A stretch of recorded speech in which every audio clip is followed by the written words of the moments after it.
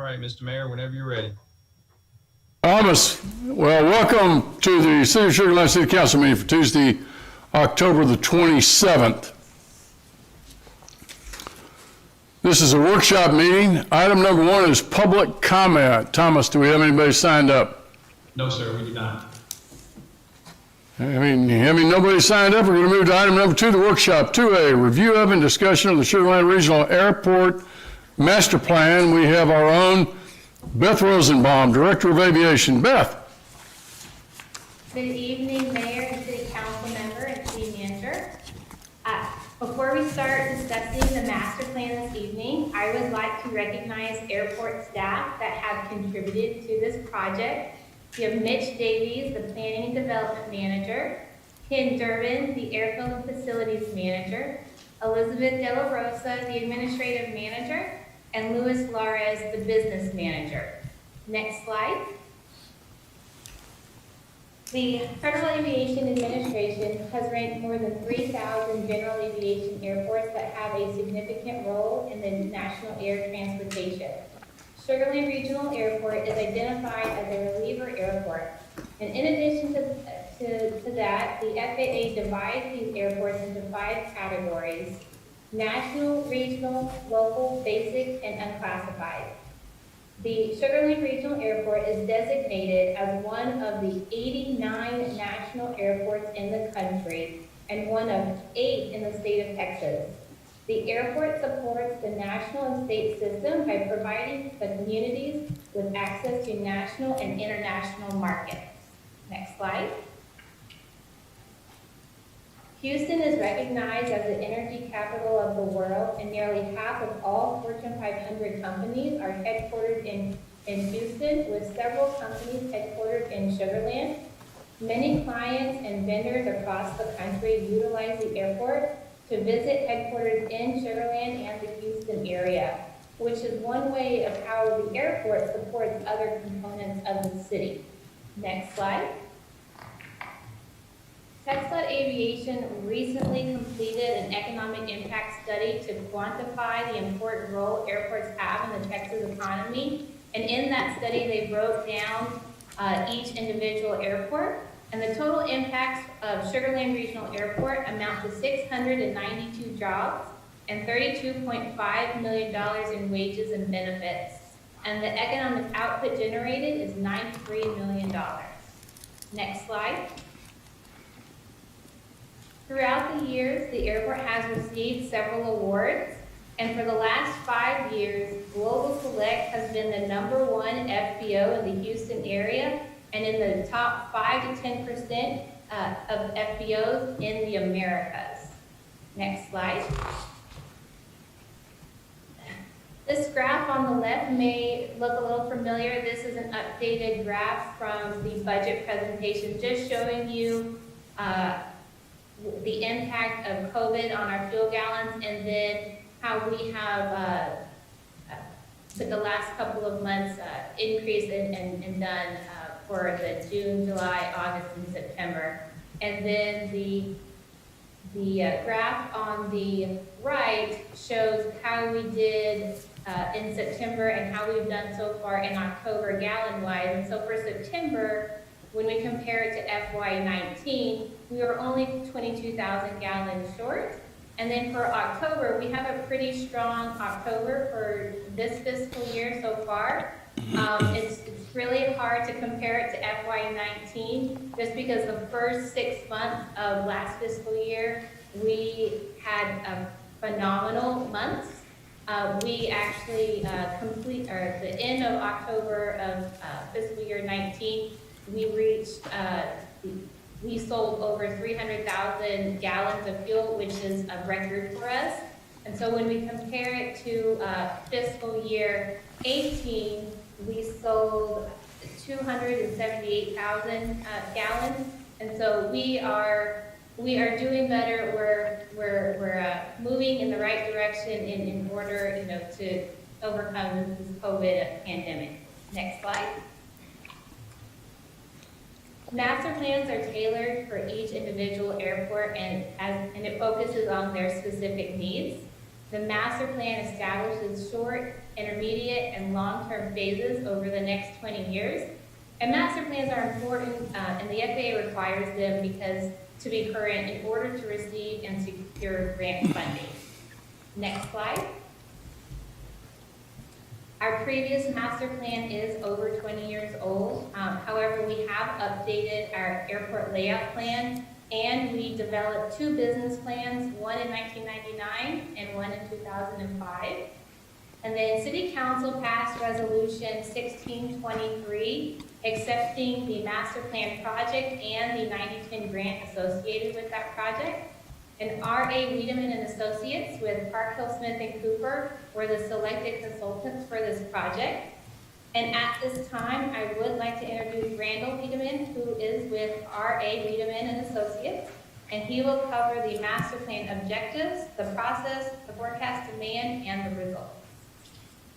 Welcome, Randall.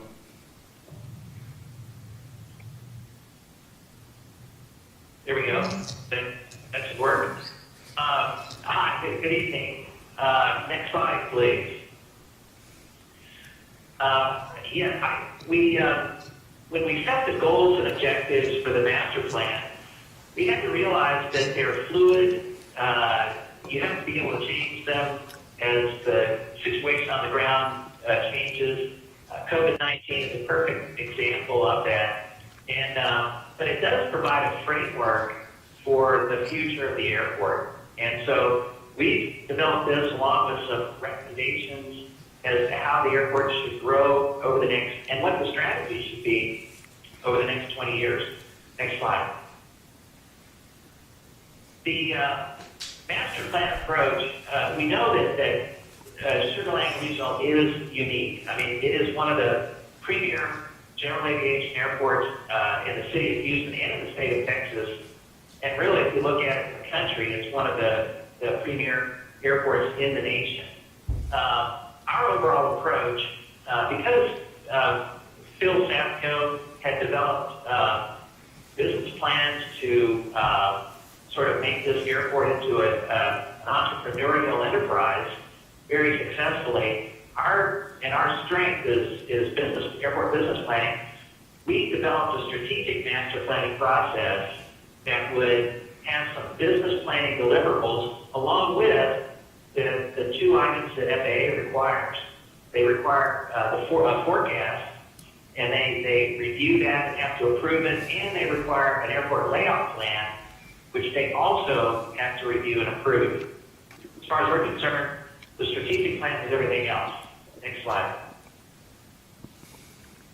The study process, I'm not going to read down through all these things, but it's a normal planning process where it looks at what you have, what you're going to have, where the choke points are, what you need to, alternatives to solve those issues, and then some sort of a recommended plan with some financial strategies and capital improvement type things as to how you're going to implement it. Included in that was a public outreach that we had throughout the process. Next slide.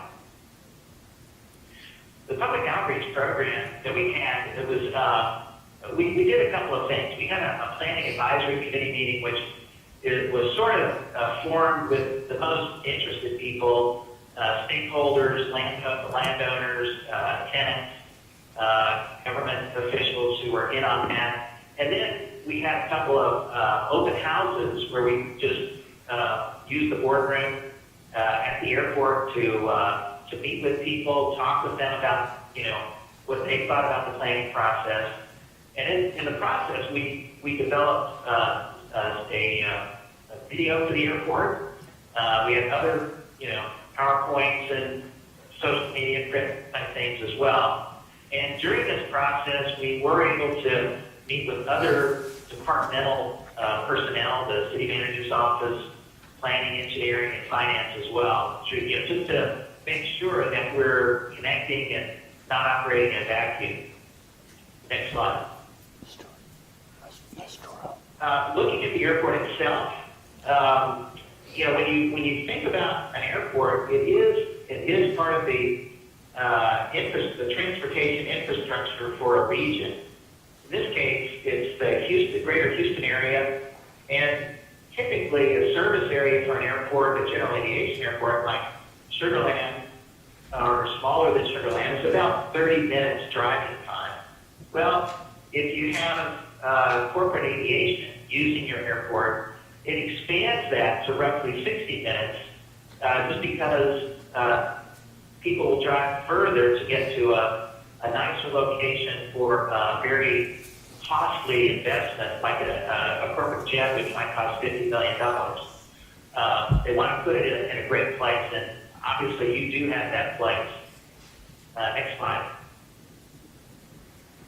We did a forecast of aviation demand, and that revolved around two primary measures or metrics. One is base aircraft, and the other is general aviation aircraft operation. Operation is either a takeoff or a landing.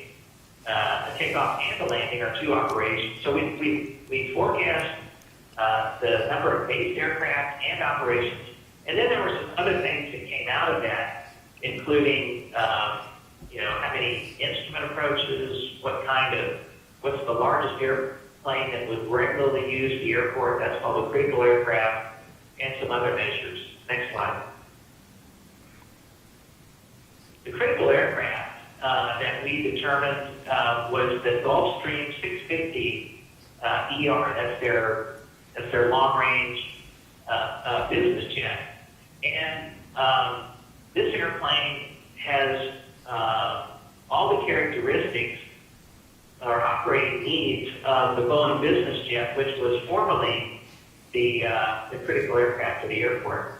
The trouble with the BBJ, as we call it, was that the airport was just not getting any operations from that. But the airport does get a lot of operations from aircraft that look a lot like this. Next slide, please. This just is an example of a lot of the airplanes that use the airport. These are larger jets. I think this was Super Bowl situation, so it was sort of packed out. But nevertheless, I mean, these are the normal jets that do use the airport. So it is a very busy airport. And I would just say that that's really a good thing, because when one of these jets fills up with fuel, they may take on 2,500 gallons versus a little single-engine airplane, which would take on 30 gallons. And since the airport is the city is selling the fuel, you get the money, the profit off of that fuel sales as it goes. And so obviously, and it takes just as much paperwork to do one as the other. So you'd rather sell the big ticket than the smaller one, and so it's a great thing to attract this aircraft, this type of aircraft. Next slide.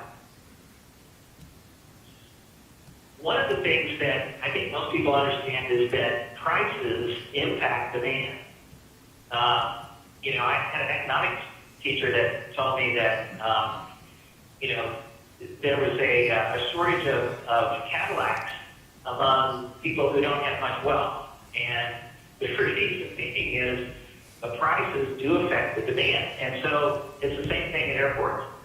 The Sugar Land, we did an analysis of the facilities and your competitors essentially in the area, and found out that Sugar Land is sort of, for its hangars and tie downs, are in the mid to upper range for pricing.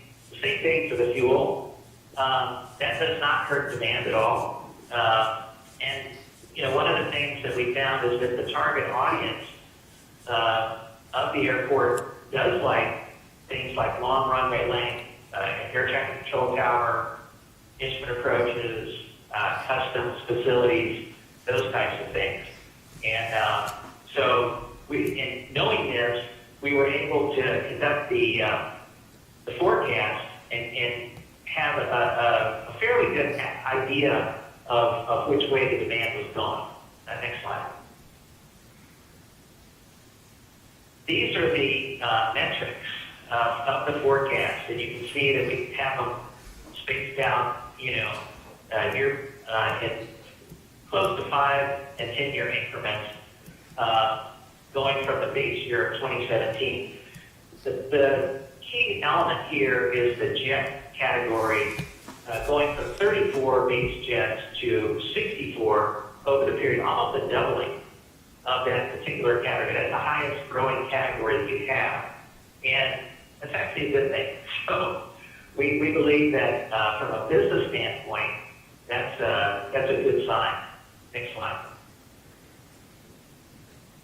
The airport layout plan was the other thing that the FAA required, and that is a drawing that lays out in sort of a visual blueprint the future development over the next 20 years. Next slide. There's 3 periods that are shown, and this is sort of a colorful version of that, but in essence, what it's showing is that essentially you will build out the east side, and then when that's done, sort of move over to the west side. You're going to need taxiway access in order to complete hangars and that type of thing over there. The reason that you do this is so that you won't have to double back and remove things that you put in because you didn't think about what was going to go there. And I go back to the early days of my career. I was working at a company, and one of our clients was Chicago O'Hare Airport, and for some reason they put a $5 million maintenance building up, and then 3 years later had to tear it down because the taxiway had to go through there. And nobody was fired or anything, but it was interesting that you do these planning drawings to prevent that kind of thing, so that you just do it.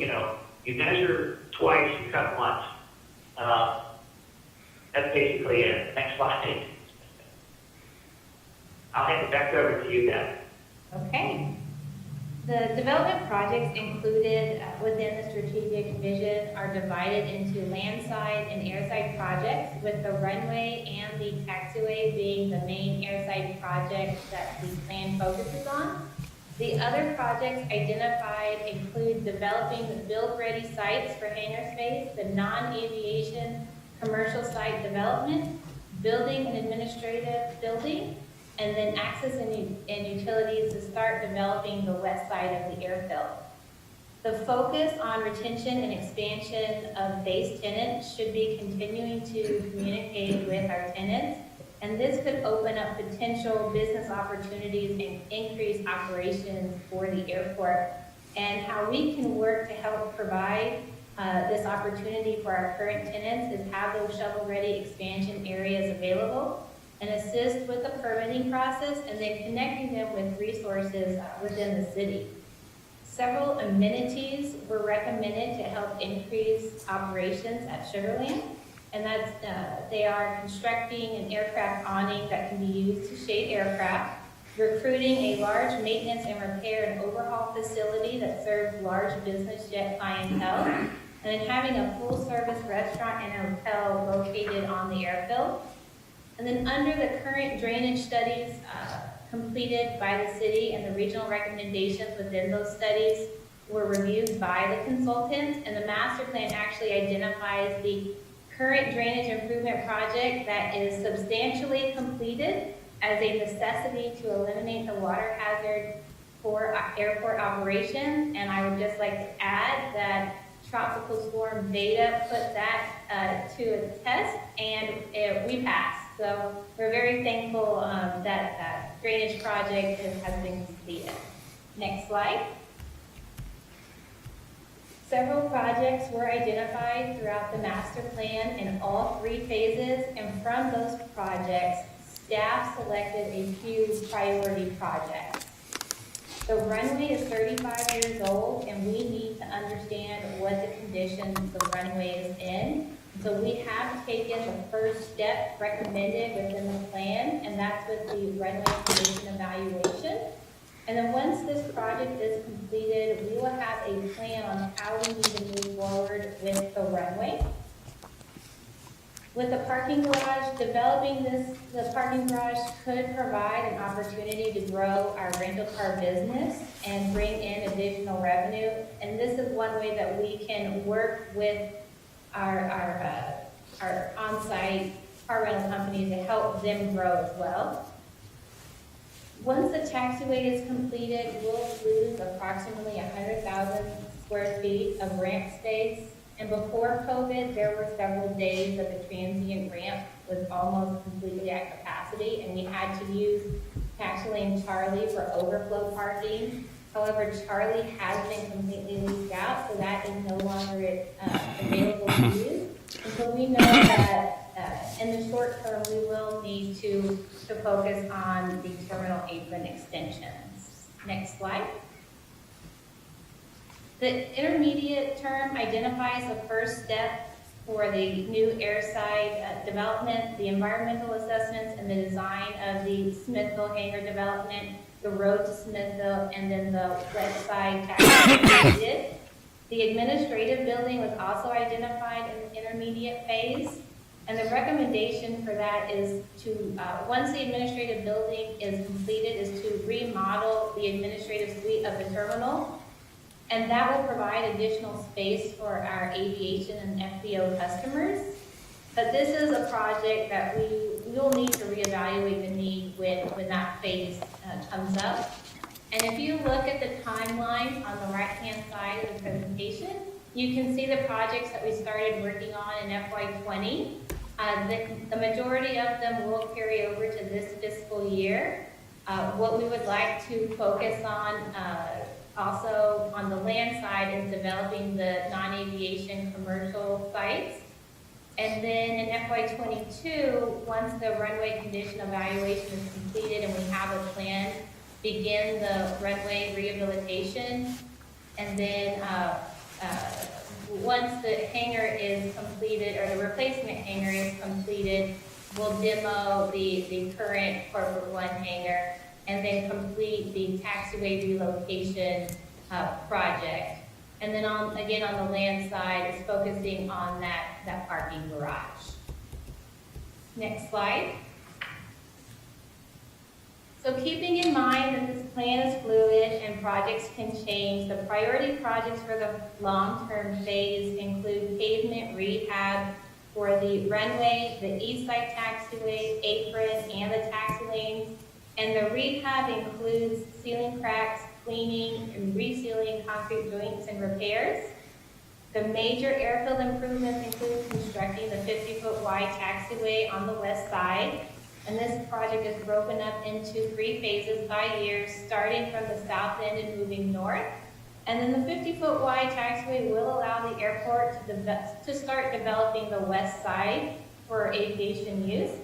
However, in the plan, it is recommended that we build the taxiway to 100 feet wide so that we could use this as a temporary runway for any future runway rehabilitation. And with the taxiway, there are other smaller projects that would need to be completed, and that's the design and construction of a new perimeter road, demolishing and removing the existing perimeter road, and then the design and installation of taxiway lights and signs. Next slide. This image shows the different development phases. Phase 1 is in red, phase 2 is in orange, and phase 3 is in gold. And this is what the airport could look like if all of the projects from the master plan are completed. And to get to this point in this recommended plan, a facilities assessment was completed and it compared what we currently have in place to what we will need based on growth projections. There are also several airside and landside alternatives that were considered, and the alternatives were presented to the PAC and in those open house public meetings where we did receive feedback, and that's how this preferred plan was developed. Next slide. So we will need approximately $235 million for all projects. Breaking it down, $11.5 million is needed annually from the state and local funds. $9.3 million is from the state and federal funding, and then $2.5 million would be needed for local share funding per year. So realistically, we know that we need to prioritize these projects. And as we move forward, we'll need to reevaluate our needs, but we'll also need to pursue other funding opportunities. We'll focus on revenue-producing projects, reaching out to economic development and SLDC, and engage in intergovernmental work for federal funding, pursuing public-private partnerships, and being entrepreneurial with our rates and charges. Next slide. This slide shows the top half of this slide are the priority projects that staff has identified, and then the bottom portion of the slide is if it includes all of the project costs and what the sponsor share would be for each phase and what the state and federal funding would be if, again, we were able to do all of the projects and if that grant funding were to be available. So for phase one, you can see the apron extensions at $6.3 million. The runway rehab is an estimate. We'll have a better idea once the runway condition evaluation project is completed, but it's at $17.2 million. And then the parking garage is estimated at $7.9 million. And what's important to note there is that parking garage would be 100% our responsibility. It is not eligible for grant funding. Phase two, you see the environmental assessments at $709,000, the design of the taxiway at $2.7 million, and then the design and the construction of the Smithville area and the road at $16.7 million. Phase three, the runway rehab is estimated at $8 million. The miscellaneous taxiway projects, and that's the perimeter road construction and demolition, as well as the lights and signs at $9.5 million. And then our west side taxiway at $49.2 million, with the sponsor share being $4.9. However, that is only to build the taxiway at the 50-foot wide. If we were to build it to 100 feet wide, the sponsor share would be $27 million, approximately $27 million, because the additional 50 feet would be 100% sponsor responsibility and not grant eligible. Next slide. So finding additional capital for future development will be critical, and the recommendations to increase the revenues include attracting more corporate aviation. And how do we do that? We need to have those build-ready sites for the hangars. We need to continue to market and brand the FBO and build our service-oriented business model, add the recommended amenities, and then something that should be considered is adding international into the airport name, which could attract more international traffic and increase our operations with more international traffic. Next slide. We should also focus on the revenue-producing projects, building the parking structure and providing the access to the Smithville development area, constructing the west side taxiway to open up development on that side, and then focus on our non-aeronautical properties. And this is where we could pursue public-private partnerships and be really creative and innovative with our leases. Next slide. This slide identifies and shows all of the non-aviation commercial sites within the master plan. There were 6. Parcel 2 was eliminated just due to the size. It was too small for commercial development.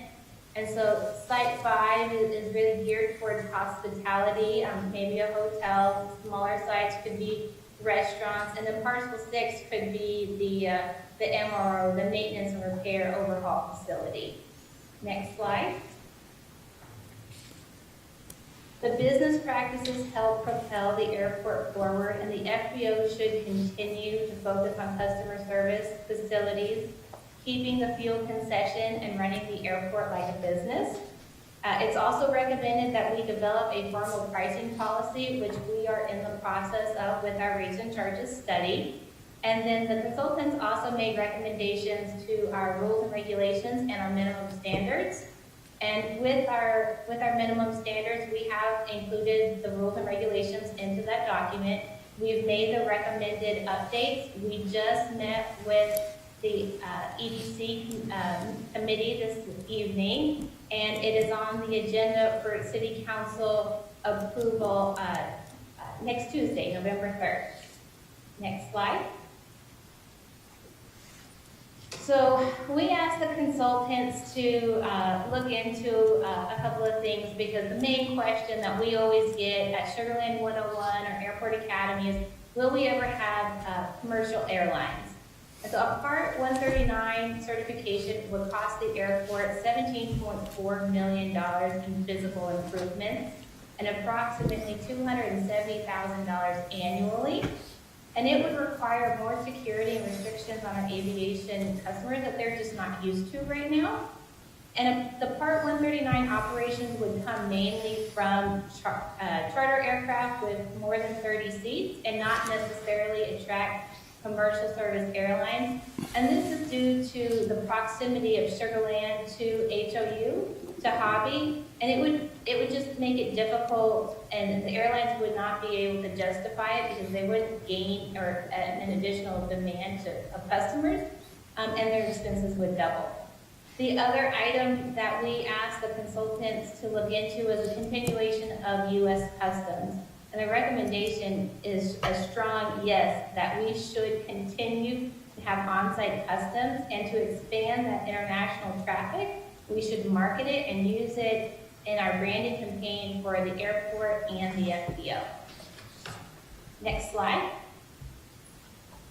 The master plan discusses how future technology could impact aviation and Sugarland, and those areas include autonomous cars, flying taxis, virtual reality, drones, airport sustainability, and electric aircraft. And we just need to stay apprised of this advancement in technology to ensure that we include possible impacts or possibly include these items in our future planning for the airport. Next slide. So at this time, we welcome any discussion or questions that you may have. We'll start with Elizabeth. Let's start with Amesh. Thank you, Mr. Mayor. Elizabeth, thanks for the great presentation. Couple of quick comments. I really like the concept of the name change. I would just make sure that that doesn't have a detrimental effect by removing the regional. Does it then make it sound like you're too big for certain flights? Again, I'll leave that to you guys, the experts, but just off the cuff, as a workshop item, I really liked that idea. I'd try to implement that as soon as you can. Second, in the Chronicle, I believe last week, there was a big headline that says, Houston to Dallas for $99 on a private airlines, on a charter flight. And I think the company is called like VSX or JSX. There you go. And it caught my attention because what the article talked about is it would be a mode of transportation that really would, if the bullet train that they've talked about going from Houston to Dallas to San Antonio or whatever it was, this would be something that would compete with that relative to pricing. And so I don't know if that type of airline is truly a commercial airlines, or is it a private that's trying to tap into the commercial setting. But my thought was I could see something like this expanding and becoming more popular, or this type of concept comes back. If you look back, this is how Southwest Airlines actually started when they had a Houston-Dallas flight. So just food for thought. I'd love to hear any feedback on, if you've heard about that concept, if you have any comments about it, if you see something like that being somewhat of an option. And then my final comment was, would the airport benefit from having more amenities right in the campus area, i.e. a hotel, i.e. a full-service restaurant, to where you don't have to leave that area? You fly in, you can check in just like you would at a Hobby or Intercontinental. Just thoughts on that. Thank you. So the recommendation to have a hotel and restaurant is just for that reason. It would be an amenity, especially for the pilots that have to stay overnight for their customer, the individual in the back of the plane. Because they don't need to rent a car necessarily, and they are close, and if something does change with their flight, they need to leave sooner, they can be ready in 5 minutes. They don't necessarily need to, they don't have that travel time outside of the airport.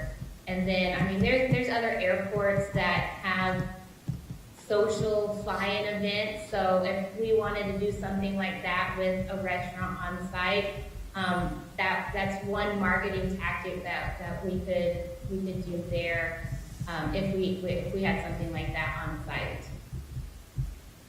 And then to go back to, I believe it was your second question or comment, really, I don't know necessarily what the size of the aircraft is, but it is based on number of seats in the plane on what can fly in here. So there are some restrictions with the FAA and how it determines what a commercial flight is.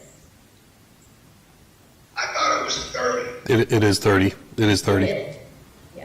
Yeah. So I don't know how many seats that aircraft has. So it was. We have flights that are private or charter aircraft that go to places in Texas, mostly Midland. But the seats in the aircraft are the smaller aircraft. They're going to be like the King Airs that only have a couple of seats. They're not up to the 30 seats. So there are things like that fly out of Sugar Land right now. Carol? Thank you, Mayor. Yes, I think Sugar Land International Airport has a nice ring to it, particularly since we do offer U.S. Customs on site. Is there any criteria that one has to meet in order to change the name? Yes, there is a process. We'll have to go through TxDOT and the FAA. It is definitely something that we'll have to work through with them on that. But from what I understand, it may be a lengthy process, but it isn't necessarily very, very difficult. But there are some approvals that we have to get first. Okay, and again, as long as we don't feel like the pilots of Cessnas, Moonies, and Beechcrafts, I don't think we're trying to run them off or anything. Reassure them that they're still welcome at the international airport. Then just one other quick question. Earlier in the presentation, there was a map with different airports on it, and there was 8,000 feet by the Sugar Land Airport. So what does the 8,000 feet represent? That's how long our runway is, and it's one of the longest runways in the Houston area. Thank you. Sean? Sure. I'm going to echo, first of all, good job on the presentation, and I'm going to echo what both my colleagues have already said. International, I know you've spoken about it before. I think we should look into it and start moving forward to see what we can do. JSX, I'm actually booked on a flight November the 20th to go one way to pick up my kids. That way I can drive my daughter's car back from Dallas. And it's $99. The flight that I'm on is only $129. Southwest Airlines is same day as $137. And it's only a 30-seater. So are you saying that a 30-seater is too big for our airport? I'm not sure if I heard that. Randall's shaking his head no. No, a 30-seater is, that is, you're just under the mark there, I believe. And in terms of the Part 139 certification that Beth was talking about, so the only, it depends on certain things that the FAA has to certify with the airline. And I don't want to get too technical, but there's two operating certificates the airlines have. One is what they call a Part 121, which is all the major large jet carriers. They all have to operate under that FAR part, the Federal Aviation Regulation part. The other one, which we're talking about here, is a Part 135, which is sort of an air taxi. And there's certain rules about not being able to schedule air taxi past, certain limits.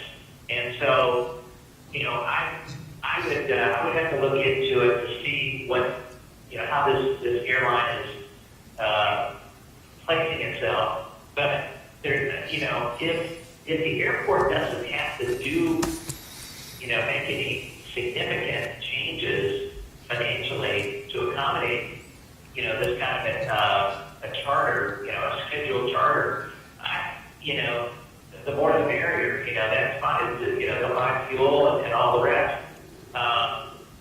It just, and that does help the rental car business and those types of things. So, I certainly wouldn't turn it away. But at the same time, the airlines that we're talking about, the Southwest and all of those, I think what Beth was saying was they're not going to split an operation because what they end up doing is cannibalizing the passengers that they already have. Sure. They don't need to do that. So it just increases their costs. So they stay at that location and two major airports, airline airports in the, Houston Want to follow area. up to this? It does. It's about this topic. They operate sort of like a black hole. It's a gravity model where it just starts to suck all the passengers out of there unless you can compete on price and not have, don't worry about, changing planes or, using baggage Sure. planes to go to a different airline. That's about the only way that you could compete. Yeah. And we did that, we've done that with a couple of airlines in the East that had their own market. JetBlue was one of them, and there's others. Yeah, not looking for a Southwest Airlines because I live in Telfair and these will fly over my house and I don't need it. But these 30 passenger ones, I think we should definitely look into it if there's something we can do without having to spend the millions. And I don't remember the number that Beth said. The other thing I wrote down was the rates. I know, Beth, when you've shown us budgets and stuff, you've shown us that we seem to be lower in pricing on our gallons of how much we charge. I'm wondering sometimes why, right? This is a good profit center. We don't necessarily need to be lower, but we can be a little bit lower and still be competitive and make some money here. Just some food for thought. We don't have to be the lowest in the area because I think people are still going to use our beautiful airport. Yeah, and one thing, sorry, Randall, go ahead. I was just going to say, when we looked at it, we found that Sugarland was actually in the mid to upper range on fuel pricing. So you're not in the lower range Good. there. Because of the services that you offer, people will pay that extra price. Agreed. And we've got Beth and other people don't have Beth. That's right. That counts for, 20, 25 cents a gallon right there. Good. Let me ask you a follow-up. Yeah, just follow up to companies, sir. Councilmember Kamali. I too want to just be clear. I'm a neighbor of No Shut, so I really want to be clear about this. I wasn't suggesting to look at having a commercial like a Southwest or United or Delta, nothing of that nature. What I was suggesting was this new concept that's come to Houston, that's what he's going to be flying, that only seats 30 people, and it's a great price. And there's a lot of people that fly to Houston and Dallas on a All day. weekly basis who live here in Sugar Land. I just think it would be something to at least explore. It would be very different than what the city had way back in the day, Joe, when the airlines first started, where they had some off-brand flights that were going to Dallas. That was a total conquest. That was a total mess. But I think, like what Councilmember Kamali's talking about, having something small that could be a huge asset to the airport and the community, I think is worthwhile at least just looking into it. I would completely agree in that the technology is here now to support something like that. And you have like Uber, sort of a market like Uber where people can enter the portal from their phone. That's a completely different technology as there used to be, where you had to call an airline reservation system and get involved in that. And actually, Uber Lyft, Uber, their air working with NASA are actually working on something like that. So this is sort of out in front of that technology, and there's a lot of money. I was at a seminar where there's hundreds of millions of dollars going into this. And so, and very important companies are investing, Hyundai, Toyota, all the rest. And so something is going to happen. And so getting out in front of that, a great idea for Sugar Land. I mean, you all do need to be on the cutting edge. I think the international thing is a great idea. It doesn't keep anyone from coming. It actually encourages more people to come, particularly those big airplanes that drink a lot of fuel and Right. have to come in. And that, and Beth was saying, you know, one of the things that we did discover is they paid for themselves by a factor of 2 or 3. In other words, whatever the cost it was for the customs, the fuel scales, all the rest were, making up for that by a factor of 2 or 3 times. So it was a great idea to keep it going, kind of thing. Thank you. Stuart? Thanks, Mayor. Hi, Beth, it's Stuart. Beth, I got a question. So since I joined council, one thing that always amazes me is the cost of design. Did I see Phase 2 taxiway design is $2.7 million? Yes. Okay, is that really the design of the taxiway is $2.7 million, or is there a lot more built into that? Hold on, I'm gonna double check because I have it right in front of me.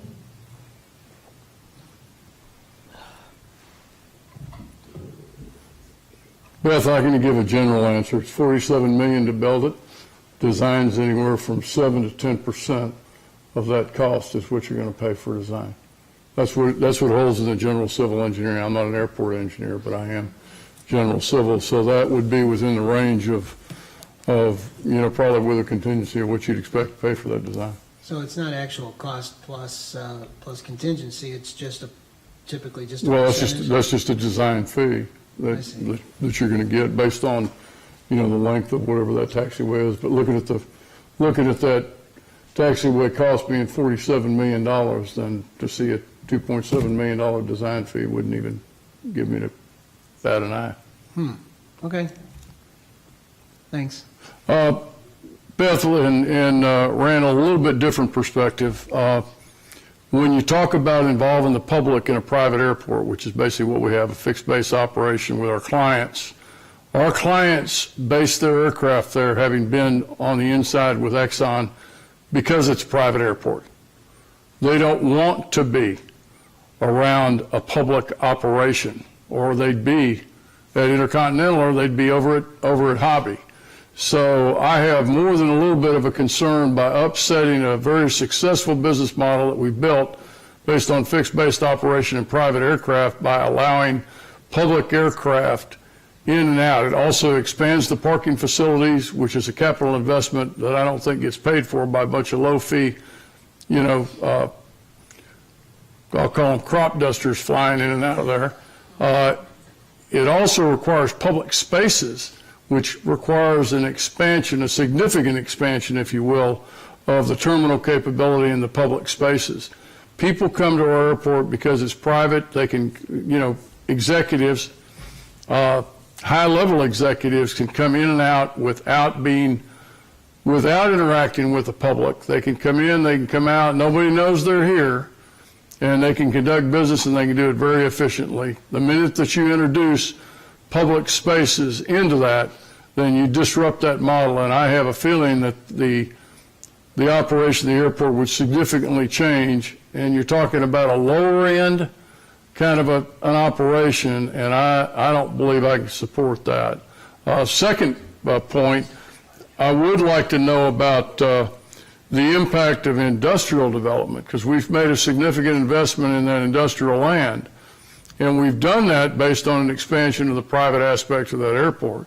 Did you guys look at, there's about 160 plus acres of industrial development that could, depending on how that develops, impact the airport to the positive and impact that expansion to the west. Did you all look at that? Well, yes, we did look at that. We wanted, for one thing, that kind of development is compatible with airport operations, particularly the noise that comes off of an airport. residential is the least compatible, industrial is the greatest compatibility, because nobody Right. sleeps there, or not supposed to anyway. And so we have, and in looking at other industrial parks, sometimes you will get clients that do need airport access, so that could help market, the industrial air park itself. So, I mean, that's the closest we get to it. Typically, other industrial parks are, they're separate entities. They do trucking. They have rail facilities and so forth, which are not part of the aviation side of it. In other words, the aviation side is usually very light, maybe electronics or other. I mean, if you're talking about just-in-time cargo or things like that, those are typically light items that of high value. Not clothing, not commodities, and that type of thing, which an industrial park might be producing. So there is the interaction is primarily in filling the industrial park, marketing it with this amenity right next door, which is Right. an international airport that they can get anywhere they want, and that in itself, may draw some people from wherever, just because they've got the convenience right there of the airport. And if you ever develop that hotel facility on there, and not just a Holiday Inn Express, I mean, if it was something significant, Full service hotel, right. yeah. If you had a first class hotel, that would attract a great clientele as well. Something international, sure. Yeah. Anyone else? Carol? Oh, Steve? Got you. Go. Go ahead. Steve, go ahead. Thank you, Mayor. Beth, with the 50-foot wide taxiway out there pretty far in phase 3, by that time, what if we had to replace the main runway? I don't know that we should plan for the main runway to be totally reconstructed, but that would shut the airport down for a long time. I'm thinking, based on how long it's taken to build that new taxiway. So maybe we ought to plan on the west side taxiway being 100-foot wide, and just figure out that we have a bigger objective in terms of funding, and then figure out how to get there, rather than rehab of an airport with that many operations, a runway with that many operations without a serious impact if we don't have another alternative. And we certainly don't want them going to any of our competitors and getting used to doing that. So I think you should plan big and try to get there and figure it out. That'd be my input. Otherwise, I thought it was a great presentation. I participated in one of the open houses. I appreciated all the information that was made available, and just look forward to many more successes. Thank you. Carol? Thank you, Mayor. With respect to the hotel, did you get, talk about how many keys it might have, or did you not get to that level of detail yet? No, it's just, we just identified the commercial sites that we could use that didn't have to be aviation. So we didn't really get into the details, other than that we should look for a top brand hotel, a brand that has a significant impact and importance to the airport, but not necessarily how many rooms or keys it has. Okay, great. And thank you, and great job on the master plan. Thank you. Anyone else? Thanks, Elizabeth. Thanks, Randall. Thank you. Yeah. Item number 3, City Council City Manager reports. 3A, City Council Member reports. Steve, let's start with you. I'll be quick. No report, Mayor. Well, that's good. Jennifer? No report, Mayor. Carol? I was at fire stations 5 and 6 this weekend at the finish line for the Fired Up Fun Run to benefit the Sugar Land Fire Department, and I'd like to thank the Citizens Fire Academy Alumni Association for hosting that. Thanks, Carol. Himesh? No report, sir. Stuart? Mayor, I had a really great experience today. We have a resident in Sugar Creek, Colonel Charles McFetridge, and he had sent us a letter about billing inconsistencies that he had saw in his water bill. And we figured out that it would be better to just talk with him personally. So Jennifer May, Summer O'Brien, she's from Treasury, yeah, and 2 guys from Public Works went out to his house, and he was raving about Sugar Land services, police, fire, Public Works, everything top to bottom. He couldn't be more proud of our city, and it's just great to meet people like that from time to time. Pretty cool. Michelle? I also attended with Carol at Fire Station number 7 this past Saturday for the CFAAA Fun Run. But since Stuart brought that up, I also had an email yesterday sent to me at 8:30 in the morning, which was sent to the Parks Department.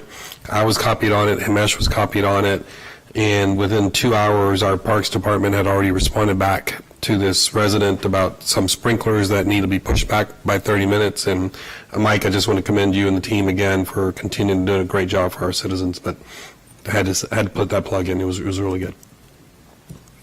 Mike, 3B, City Manager report. Thank you, Mayor. Just real quick, myself and Thomas Harris had the chance to speak at the Rotary Club last week, and it's always good to spend time with that group. It's a great group of people. Talked about what's going on in the city and about the upcoming charter props. Also, we had our Food Truck Friday, and it turned out great. Had a lot of positive comments about that, and so come out this Friday. We've got the next round of it, but exciting times in the city. Thank you. Thanks, Mike. Item number 4, closed executive session. 4A, closed executive session is authorized by Chapter 551 Texas Government Code in accordance with Section 55107 for personnel matters. At this time, we'll go ahead and recess, and we'll reconvene in closed executive session.